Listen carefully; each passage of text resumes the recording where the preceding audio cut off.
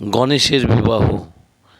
দেবতারা প্রত্যেকে খুব সুন্দর দেখতে, কিন্তু গণেশ হলেন গজানন। তার হাতির মতো মুখ। তাই কার্তিকের থেকে এই পুত্রের প্রতি মা বাবার স্নেহ একটু বেশি। গণেশ চেষ্টা করেন তার বাবা মাকে খুশি করতে। কার্তিকও মা বাবার সেবায় সততই নিয়োজিত থাকে।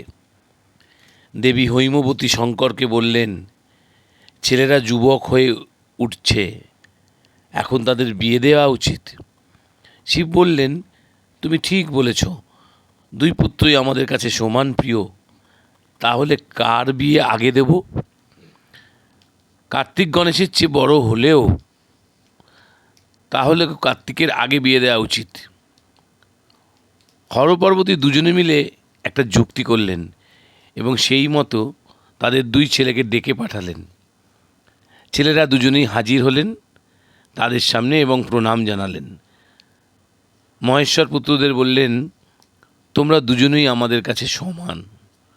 আমরা ঠিক করেছি যে আগে পৃথিবী পরিক্রমা করে আসবে তার বিয়ে আগে হবে। বাবার কথা শুনে কার্তিক খুব আনন্দিত হলেন, কারণ তার ময়ূর বাহন আছে। তিনি চলে বসলেন ময়ূরের পিঠের উপর। উড়ে চললেও তার ময়ূর। মনে তার বিশ্বাস ছিল যে তিনি এই পরীক্ষায় জয়ী হবেন। গণেশ এই পরীক্ষায় জয়ী হতে পারবেন না, কারণ তার বাহন মূষিক। গণেশের ভার বহন করতেই তো পারবে না, তো তাকে বয়ে নিয়ে যাবে কি করে? আর নিয়ে গেলেও কতটুকুই বা নিয়ে যাবে? গণেশ চিন্তিত হয়ে পড়লেন। ভাবলেন, বাবা মার এই নিয়মে দাদারই জয় হবে, আমার দ্বারাই কাজ সম্ভব নয়। দাদাই জয়ী হবে, তো দাদার বিয়ে আগে দিয়ে না হয় আমি পরে বিয়ে করব। আমার বাহন তো আমাকে নিয়ে চলতেই পারবে না, আর যদি হেঁটে যেতে যাই তাহলে তো হাঁপিয়ে পড়ব। গণেশ এইসব ভেবে বিষণ্ণ হয়ে পড়লেন। তারপরে তার মনে পড়ল শাস্ত্রের কথা। পিতামাতার চরণ পুজো করে প্রদক্ষিণ করলে সমগ্র পৃথিবী প্রদক্ষিণের ফল লাভ হয়। এই কথা ভেবে তিনি মনে মনে প্রফুল্লিত হলেন। যথাবিধি স্নান করে পিতামাতাকে একটি পবিত্র আসনে বসিয়ে ভক্তিবলে আনন্দের সঙ্গে পূজা করলেন। তারপরে 7 বার প্রদক্ষিণ করলেন। জোর হাতে তাদের সামনে এসে দাঁড়ালেন।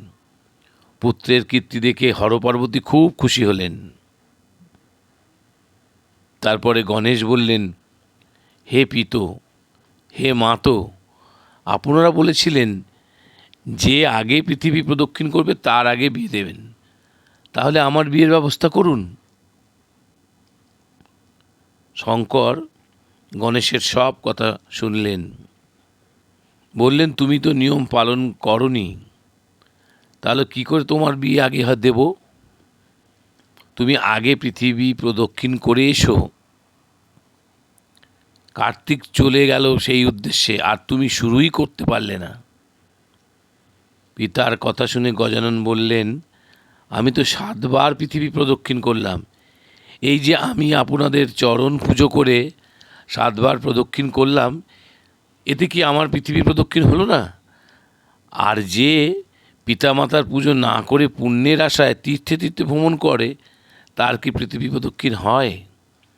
পুত্রের প্রধান তীর্থ পিতামাতার পাদপদ্ম, তেমনি স্বামী পত্নীর পরম তীর্থক্ষেত্র।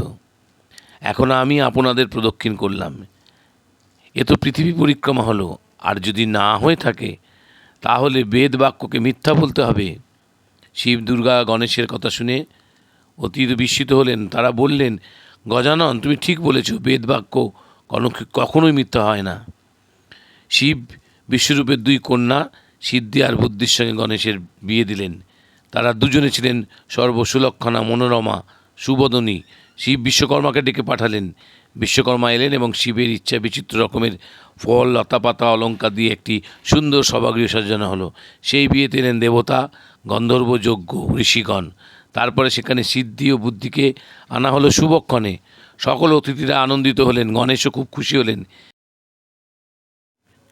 কিছুদিন পর সিদ্ধির গর্ভে জন্ম নিল লক্ষ্য এবং বুদ্ধির গর্ভে জন্ম নিল লাভ নামে পুত্র। গণেশের 2 পুত্রের জন্ম হলো।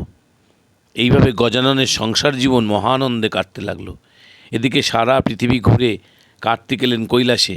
কার্তিককে ডেকে নারদ জানালেন যে গণেশের বিয়ে হয়ে গেছে। তোমাকে পৃথিবী প্রদক্ষিণের ছলে দূরে পাঠিয়ে দিয়ে তোমার বাবা মা তাদের প্রিয় পুত্র গণেশের বিয়ে দিয়ে দিয়েছেন। বিশ্বরূপের 2 কন্যাকে গণেশের বিয়ে করে খুব সুখে আছে। বর্তমানে তাদের 2টি সন্তানও হয়েছে। আর তুমি এত কষ্ট করে পৃথিবী ঘুরে এলে, বাবা মা অন্যায় করলে কি করবে নিজেরা? অন্যের কথা আর কি বলবো? মা যদি ছেলের মুখে বিষ তুলে দেয়, বাবা যদি ছেলেকে বিক্রি করে, আর রাজা যদি সব চুরি করে নেয়, তাহলে কার কাছে গিয়ে প্রতিবাদ করব? দেখো সরানন, যারা তোমার সঙ্গে এমন ব্যবহার করেছে তাদের মুখ দেখা উচিত নয়। আমি তোমাকে সব বললাম, এবার তোমার যা ইচ্ছে তাই করো। নারদের কথা শুনে কার্তিক খুব দুঃখ পেল। তারপরে রেগে গিয়ে হর পর্বতীকে প্রণাম করলেন এবং চলে গেলেন ক্রৌঞ্চ পর্বতের কাছে। হর কৌরি ছেলেকে চলে যেতে দেখে তারা ডাকতে লাগলেন, তুই এইমাত্র পৃথিবী প্রদক্ষিণ করে এসেছ, এখন তোমার বিবাহ দেব, কিন্তু তুমি আমাদের কিছু না বলে চলে যাচ্ছ কেন? তখন কার্তিক রেগে গিয়ে বললেন, আমাকে আপনারা ছল করে পৃথিবী পরিক্রমা করতে পাঠিয়ে দিলেন, গণেশের বিয়ে দিয়ে দিলেন। এই কথা বলেই কার্তিক চলে গেলেন ক্রৌঞ্চ পর্বতে, সেখানেই রয়ে গেলেন। পিতামাতার উপর রাগ করে আর বিয়েই করলেন না। সেই জন্যে তার আর এক নাম রাখা হলো কুমার।